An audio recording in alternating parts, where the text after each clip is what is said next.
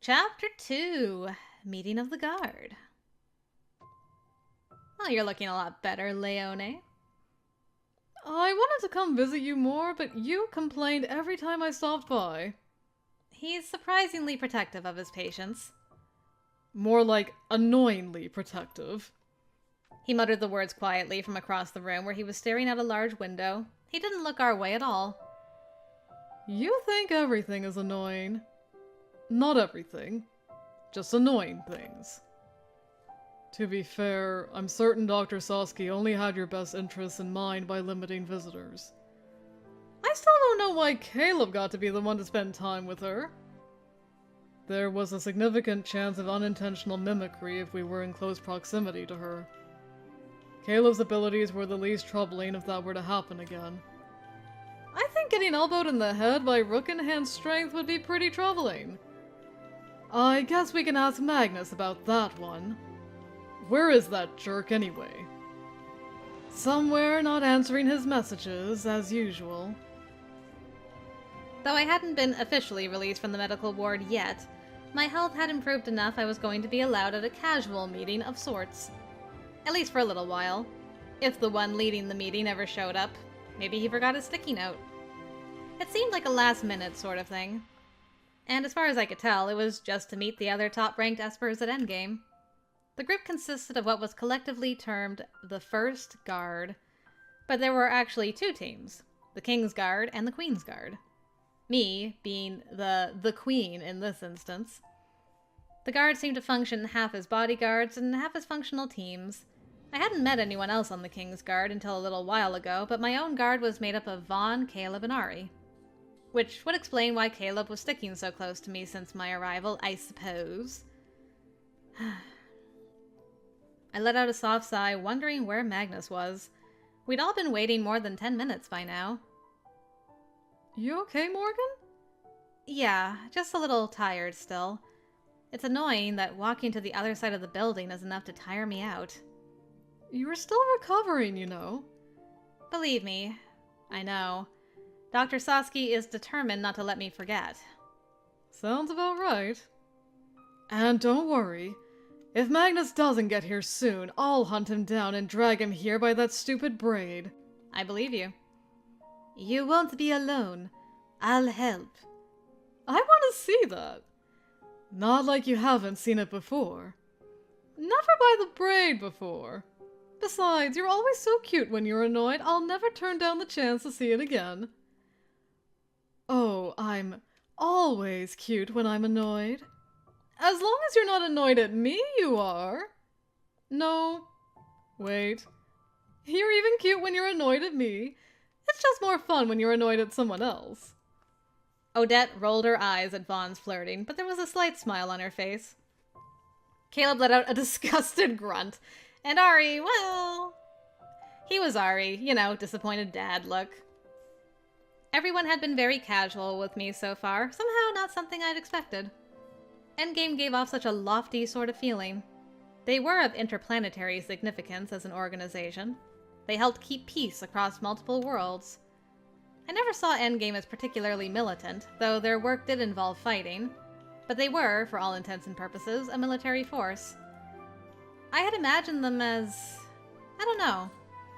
Not as grumpy men glaring out windows and friendly women who like to flirt with their wives in the boss's office, I suppose. But that's what they were like.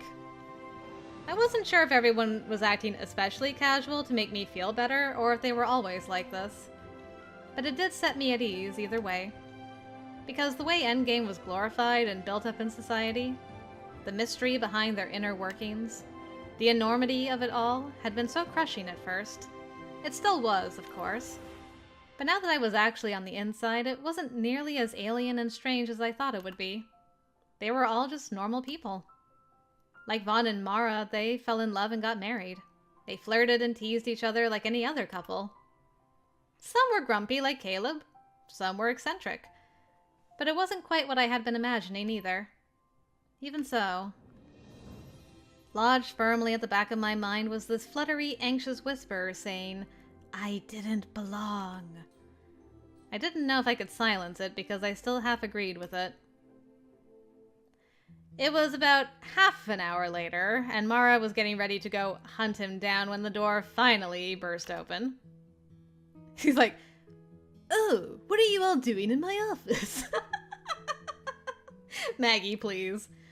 A blonde man stepped through, freezing in place when he saw us all. He met everyone's eyes in turn, gaze finally settling on me. I can't believe that is actually what he asked!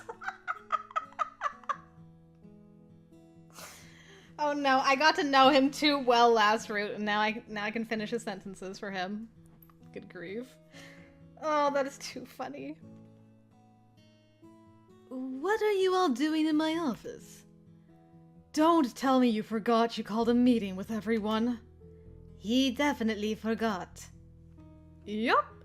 That is the face of a man who has no idea what you're talking about. Oh man, I just want to hug him again. No! Yeah, he forgot. This is not good. I've already been distracted from Caleb, and we're only 2 chapters in. Not a good start. Forgot? He called the meeting less than 2 hours ago. How do you forget that? I take it you did not write yourself a memo. I was in a meeting with the council all morning. I didn't have time. So you completely forgot, and we waited here for you for half an hour. Well, our meeting ran over, and you stopped by the galley for a snack. Magnus looked completely affronted by that very thought. I came straight here, I'll have you know. You still have crumbs all down the front of your jacket. Ooh, called out. Magnus glanced down, hands frantically swiping at the non-existent crumbs. He glared at her, but she looked completely unfazed. Somehow, I was getting the feeling this whole scene had played out so many times before they were just going through the motions at this point. Magnus finally stepped into the office all the way and pasted a smile on his face as he headed behind the desk.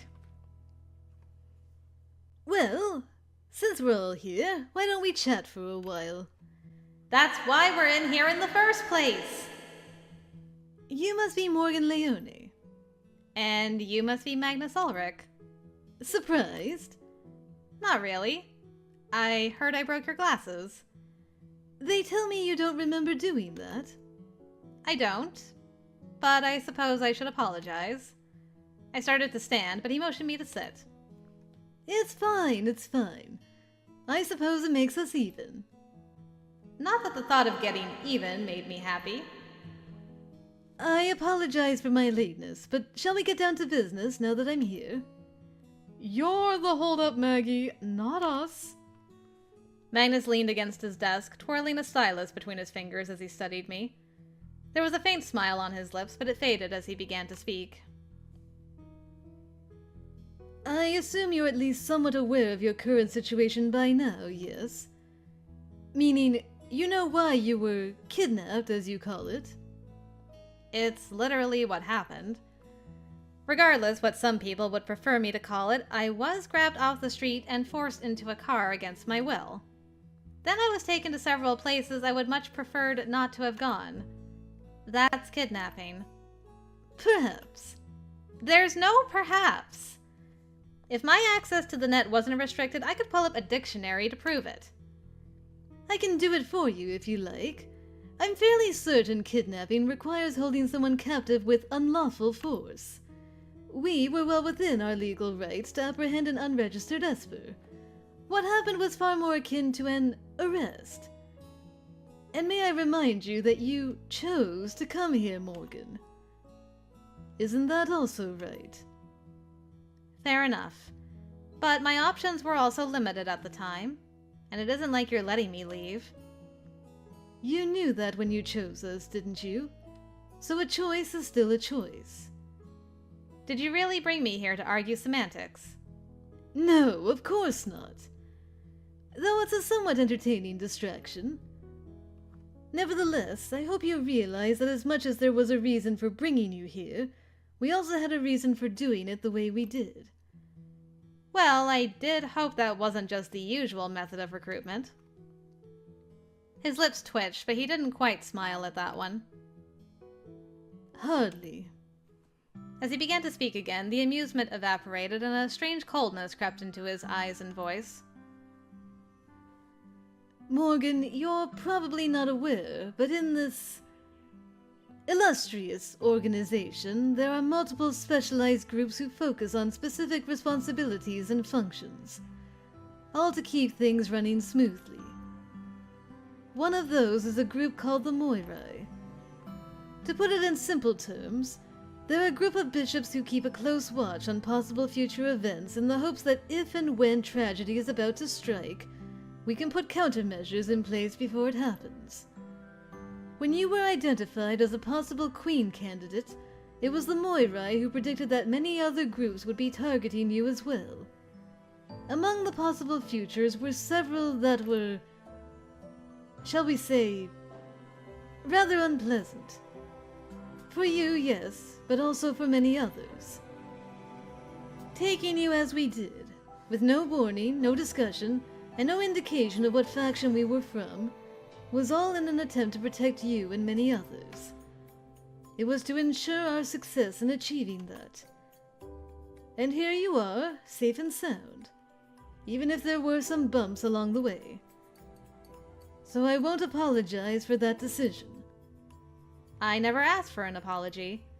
But even if you think your actions were justified... No, even if they were justified, I have no intention of pretending it was anything other than what it was either. I couldn't argue against some unseen future possibility. That was true. But just because something terrible was averted, I didn't think it made my experience any less traumatic or frightening.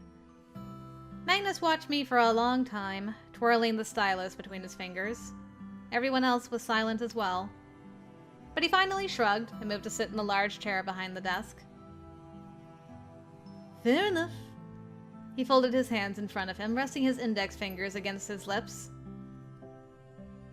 I suppose you realize you will be staying with us going forward. Indefinitely. Of course I had. But it was frustrating hearing it vocalized so coldly. Because I'm a queen rank. Yes, to be frank about it. Your abilities are too dangerous to allow you to live out in normal society. As a triad citizen, legal policy gives us the authority to keep you here for the greater good of Arcalis. Vaughn was the one who put her arm around me, giving me a gentle squeeze. Perhaps she could guess what this meant for me. I'd worked so hard all this time. For nothing.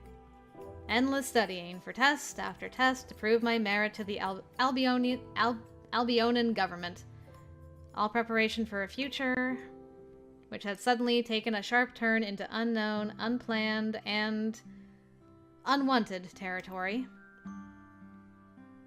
It's not so bad here, I promise. It wasn't as if I thought it would be bad. Well, I suppose there was a little of that. It wasn't like their jobs weren't dangerous. But I just let her lean against me and offer what emotional support she thought I needed. Because in the end, it didn't matter if I wanted to scream, or stomp my foot, or throw a paperweight out the window and shout about how unfair it all was. Those things would change nothing. The path ahead of me now was narrow, and all I could control was how fast I could accept it. I leaned forward, resting my chin on my hands as I stared at some indeterminate place somewhere in front of Magnus's desk. This is really frustrating. You surely knew it would come to this. We looked into your background, and I suspect you must have known you were an Esper. That doesn't mean I knew it would come to a dramatic kidnapping in broad daylight. So you acknowledge you were aware that you were an Esper, and that you neglected to register as was legally required. This is an awfully casual setting for an interrogation. It's not an interrogation. I'm merely curious. Even if you already know the answer? I don't know anything for sure. I simply have a theory. Queens are able to mimic even the psi waves of the normal people around them. I suppose that's why your childhood tests were conflicting. But you likely exhibited signs of psi development throughout your life. I'm quite impressed you managed to keep it a secret so long, given your rank. I didn't know I was a queen rank. Not that it makes a difference, but I thought I was just a low-level infantry at best.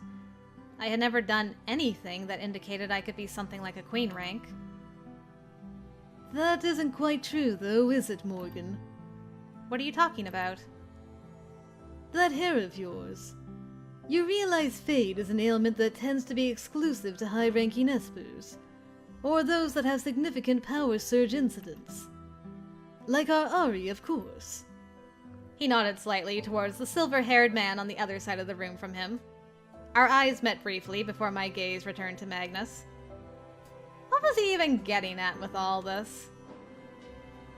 Since you are also afflicted with it, I don't see how you can possibly say you never exhibited queen rank abilities before. My hair is the result of an overgrowth incident when I was... Yes, I'm aware of that incident.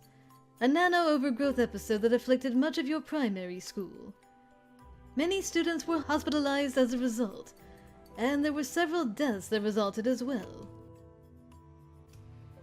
Some children also exhibited symptoms similar to psi-fatigue, despite none of them being Espers, something not uncommon during an overgrowth incident. Nano-overgrowth can happen spontaneously, of course, usually with unknown causes. All we know is that a core group of nanites malfunction and begin to interact with each other in a way that causes them to begin to rapidly reproduce. The sudden expansion of the individual's nanosystem can overwhelm the brain synapses. The end result is, in the worst cases, death. Sometimes survivors end up with permanent loss of pigmentation of the hair or eyes, which is also a symptom of fade. I already know all that, but I don't know why you're bringing it up as if it was my fault. What you may not know is that certain types of Espers can trigger overgrowth incidents when their psi is uncontrolled. We still don't know how many spontaneous overgrowth events could possibly be traced to the awakening of nearby Espers. It's a topic of study by some in our research department. Are you saying I'm to blame for that incident? The atmosphere had become heavy, and my question hung on the air unanswered for a long moment. Magnus's icy eyes never left my face. I stared back, unwilling to be the first to look away. What the point of this line of questioning was, I couldn't guess. But all he had was a theory with no evidence. I barely even remembered that incident, and there was certainly no way I could have worked out I was a queen rank from it. Or an Esper at all. Was he just trying to illustrate to me that I was a danger to other people, and that's why I needed to be here? No one is blaming or accusing anyone of anything, Morgan. Right? Magnus? And like that, the tension broke. Magnus smiled, waving his hand dismissively. Of course not. There's nothing to accuse you of anyway. Weren't you just a child when that event happened? Nevertheless, based on our information, it does seem probable that you were the epicenter of that event. And it's an example of why people like us end up in places like this, to learn to control our abilities so we don't harm others unconsciously. So that was his point after all. Better to do it on command and intentionally, right? That isn't funny, Magnus. Oh, I'm sorry. Wasn't it? I'm about to intentionally hurt someone in this very room if he doesn't knock it off. Now. No reason to threaten Caleb today, Mara. He's not done anything too terrible yet. I was threatening you, Magnus. I don't think I've done anything terrible either, though. Don't play innocent. We can all see what you're doing. Well, I'm not particularly trying to hide it. I'm right here in plain sight, aren't I? Magnus, how long have we known you? That plain innocent thing does not fool us. I listened to them bicker for a few minutes without saying anything else. It did feel like Magnus was trying to antagonize me. Something I hadn't expected and didn't really understand. Unless they were just upset I had hidden my status for so long. No, girl, it's all part of the plan. But I don't think we're going to be doing anything with that plan this time, right? Morgan, you needn't let Magnus drive this conversation alone. I believe you told Caleb previously that you had questions as well.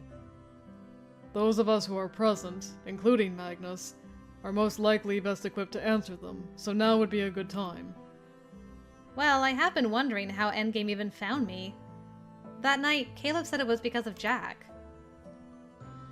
Oh, you were wondering about that? It wasn't Jack specifically. A king rank we keep track of in Delphine was the first to become aware of you. A king rank? That was the man Jack had mentioned at the cafe then? Unlike me, he has the unique ability to track other F-class Espers. When his faction began to move to collect you, that alerted me to the possibility you were significant. The only thing worth the risk of poking their heads into our domain would be a queen or king rank. Our bishops were able to confirm your general location and probable identity when we realized Jack was in New Albion. We're simply lucky we got to you first. And now the first confirmed F-class queen is a part of Endgame. She's not an object we were fighting over, Magnus. We were trying to save her, not just obtain her. I never said otherwise, did I? He didn't, but somehow it had definitely come across that way. The first confirmed F-class queen rank. No wonder there had been such a scramble to get to me first. Even through the frustration, I could understand what that meant. If Trent had known, he would have been ecstatic. So I'm too dangerous and unique to get to live a normal life anymore. Magnus gave me a sardonic smile. Welcome to Endgame, Miss Leone. Where everyone else is also too dangerous and unique to live a normal life, I guess. So in that regard, I was no different than the rest of them. They had just been found earlier than I had been, except for Odette. It's obvious you don't wish to be here. Would I have hidden that I was an Esper all this time if I wanted to be here? Would you have hidden it if you knew you were a queen, Morgan?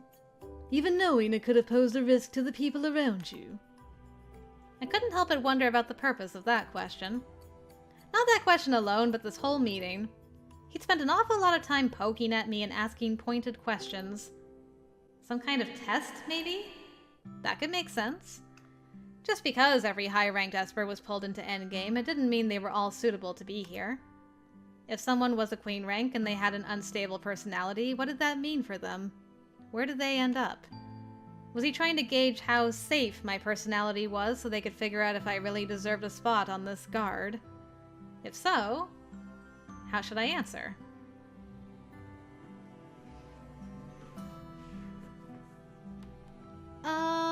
Let's see. We're not cautious, so it's either analytical or stubborn. I gotta get out of my, Magnus mindset and be like, throw that away.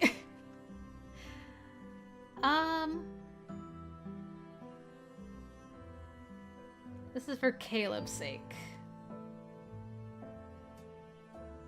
Caleb's pretty stubborn. I think I'm gonna go with the stubborn option. In all honesty, I had never even considered the possibility of being high-ranked. I had hidden that I was an Esper because I didn't think it would matter. But it was also because I thought I could get away with it. Because I wanted to. There was a certain amount of inevitability to life in New Albion. You either proved yourself worthy of having unlimited options before you, or you didn't.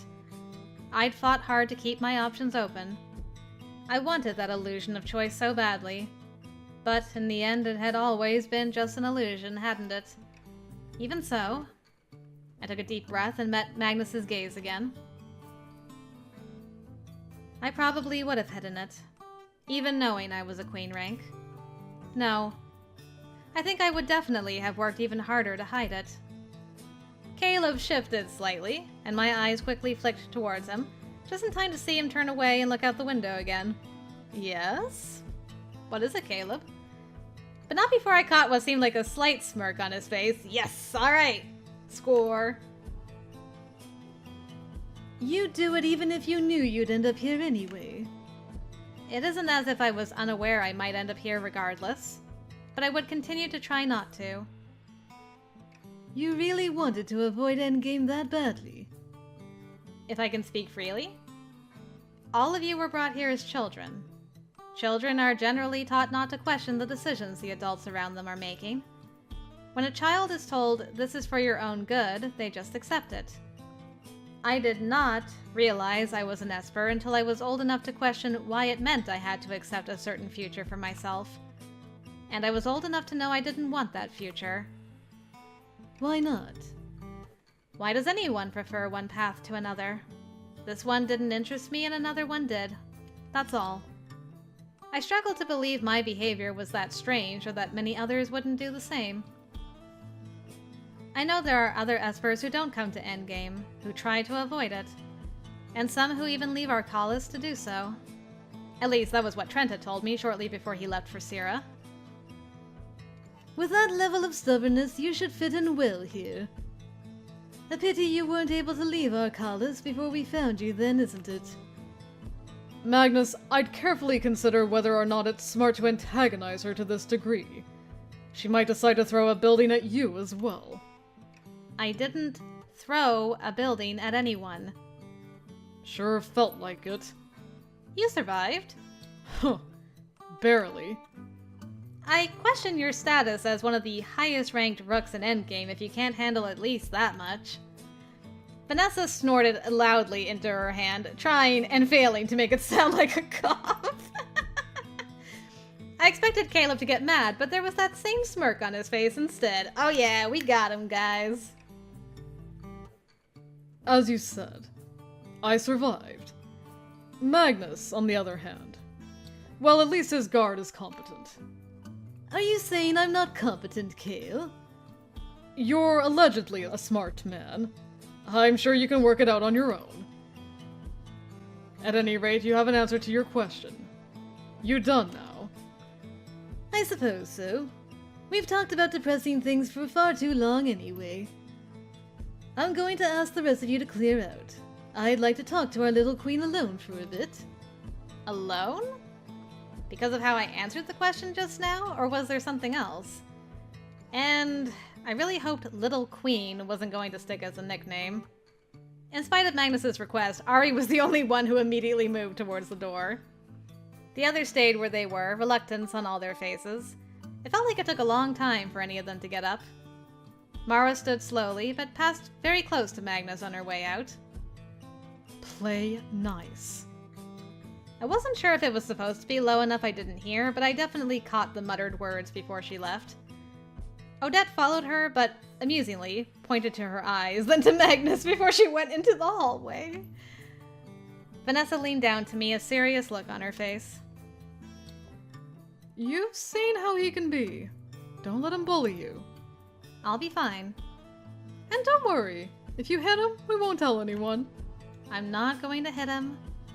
We'll be outside anyway. You can just walk out if he's being annoying.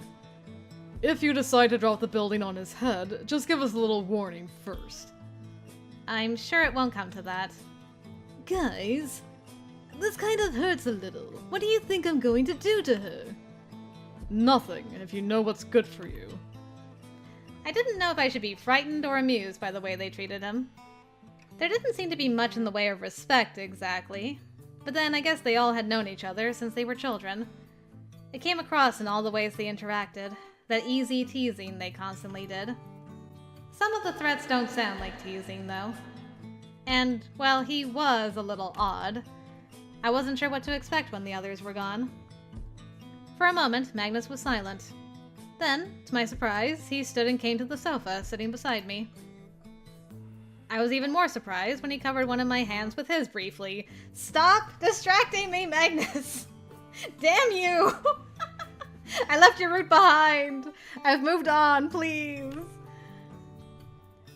His cold fingers squeezed mine before he moved his hand back to his lap. You don't have to look so frightened. I'm not afraid of you. I'm glad to hear it. You and I...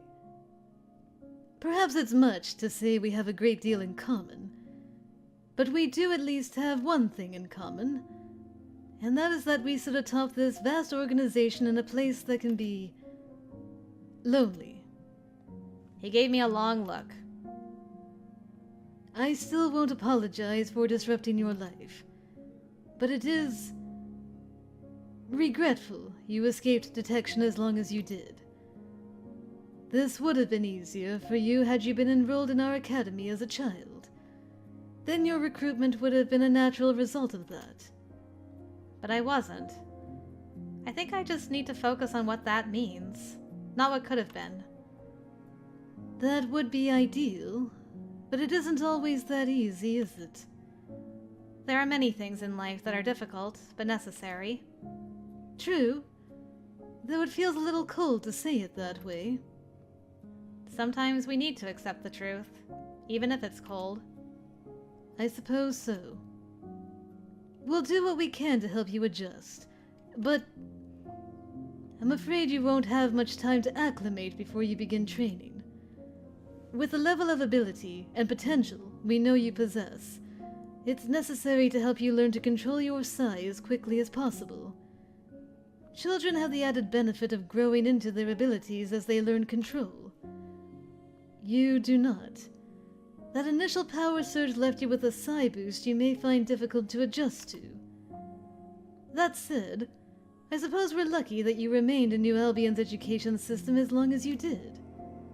Dr. Sasaki believes your neural enhancements will help your training proceed much faster than another adult would.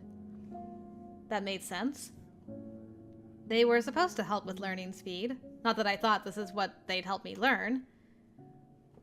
You'll be receiving several other nano expansions going forward, primarily to help with bioregeneration. Most of us have them to help keep ourselves in top physical form. That must be how Caleb and Ari recovered from their previous injuries so quickly. I hadn't really thought about it that night at the cafe, but looking back, they'd been rather pristine for having had a building fall on them. We'll assign a teacher for now, someone from your guard. I'm sure you'll progress faster if you work with a single person for a while. Please not Caleb. I just didn't think I could handle his gruff attitude every single day. I'll take your opinions under consideration. I chewed my lip and finally asked something that had been weighing on my mind all this time. Will responsibilities just be assigned to me? Do I get to choose? I know there are different divisions, medical, research. Do I get to learn about different areas and decide where I want to work, even if I'm assigned to the guard? Under normal circumstances, agents are able to choose a path most suited to their skills and personal wishes, yes. But... His expression darkened, and that coldness edged its way back into his voice. Espers like you and I are not normal, Morgan. Even by Esper's standards, we stand apart from the rest. The Council is unlikely to allow a Queen rank to languish in the Research Division, Ops, or Medical. There's a certain optic to having a Queen rank at the top of our organization, especially after the spot was empty for so long. That you're here now sends a message. To the public, to other factions. Having you out in the field does the same. I don't believe they'll let you get out of that entirely. But that is in the future. For now, you need to learn to use your abilities safely, so there's no need to worry about things like assignments. Not for the time being. The Council, huh? I had always thought Magnus was the top person at Endgame. That's how it had seemed from the outside, anyway. But listening to him talk about this council made it appear otherwise. I wonder just how many of the decisions were his and how many came from elsewhere. I do hope you find it easy to work with your guard. I know your introduction to them wasn't terribly pleasant. Caleb, in particular, was displeased with the order to apprehend you off the street. But none of them were thrilled with it. Caleb, in particular, was kind of a jerk about it, though. You'll learn that's how he tends to respond to things that upset him. He didn't have to take it out on me. You're welcome to drop another building on him. Just not this one, if you please. I'm never going to live that down, am I? Highly doubtful. It was interesting that Magnus was more pleasant now that we were alone than he had been when everyone was in the room. Yeah, and now I know all the reasons, yeah. How strange. I'll have the others escort you back to the infirmary. I'm sure you is impatient for your return, and I'd prefer not to endure a lecture from him today. He always calls me an imbecile. Right to my face. Yeah, he calls you that behind your back, too. And Morgan, I truly mean it this time. Welcome to Endgame. Thanks. Though I would prefer to keep you here for an additional few days for observation, I've decided to have you move to your personal quarters in the morning. As usual, he was typing rapidly into a tablet as he spoke to me and checked over my charts at the same time. You'll still be required in for checkups, and I do not yet intend to clear you for use of Psi for at least another week. Your Psi fatigue continues to improve. I believe all signs of it will have dissipated within the next 2 to 3 days. We will give you a further few days to ensure full recovery. I believe a change of scenery will help facilitate your recovery and ease residual anxiety. You mean I'll finally get to sleep without someone keeping an eye on me? It's not like watching you sleep is my favorite new hobby either. I'd be worried if it was. But you could always ask one of the others to stay with me if you find it boring. The others have better things to do. Oh? But you don't? Actually, there was something else I was wondering about. Maybe I should have asked Magnus, but I didn't think about it until we were on the way back. I really need to contact my parents. I'm sure they're completely freaking out having not heard from me, but my net access is still limited. I can't send or receive messages right now. Has anyone contacted them to let them know what happened? There is probably someone somewhere whose job it is to damage control that stuff. Then who should I ask about it? No idea. Informing the parents their kidnapped child is fine isn't something we usually do. He blew a short, loud puff of air from his lips and started towards the door. I'll look into it. You don't have to do that. It's better than watching you sleep anyway. I probably look like an angel when I sleep, thank you. He gave me a sardonic glance over his shoulder. Do you want me to stay and confirm it when you take a nap in a bit, or do you want me to go check on the parent situation? Fine. Please go check on the parent situation. I don't want you to watch me sleep. You've seen me drool on the pillows enough to last a lifetime, I'm sure. You say that now, but just you wait. 2 of them. At least. With that quip, he left. A short while later, I was alone again, having been given the order to rest from the doctor. I flopped back on the bed, my head churning with too many facts and too much uncertainty. That wouldn't change for a while, I supposed. I rolled onto my side, hoping that I could at least talk to my parents soon. After what felt like a long time, I finally shut my eyes and fell blissfully into dreamless sleep.